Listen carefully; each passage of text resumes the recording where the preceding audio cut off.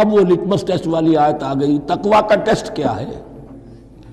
روزہ اس لیے فرض کیا کہ تقویٰ پیدا ہو جائے، یہ سارے احکام تمہیں دیے جا رہے ہیں تاکہ تمہیں تقویٰ پیدا ہو جائے۔ ٹیسٹ کیا ہے؟ تقویٰ کا لٹمس ٹیسٹ عقل حلال، یہ نہیں ہے کوئی نیکی نہیں۔ وَلَا تَأْكُلُوا أَمْوَالَكُمْ بَيْنَكُمْ بِالْبَاطِلِ، اپنے مال آپس میں باطل طریقوں سے ہڑپ نہ کرو۔ وَتُدْلُوا بِهَا إِلَى الْحُكَّامِ، اور اپنے مال کو ذریعہ نہ بناؤ حکام تک پہنچنے کا۔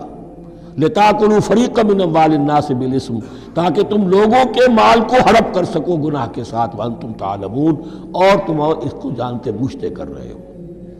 جو شخص اس معیار سے تو اس سے باز آ گیا وہ ہے متقی۔ یہ لسٹ میں ٹیسٹ ہے، ورنہ نمازوں کی تعداد، روزوں کی تعداد اور حرام کھانا تو تقویٰ نہیں۔ یہ میں حیران ہوتا ہوں کہ اب اس پر کبھی غور نہیں کیا ہے لوگوں نے کہ یہ آیت کہاں سے آ گئی درمیان میں۔ روزے کے احکام اور اس کے بعد قتال کے احکام بھی شروع ہوں گے، حج کے احکام شروع ہوں گے، یہ بیچ میں آیت۔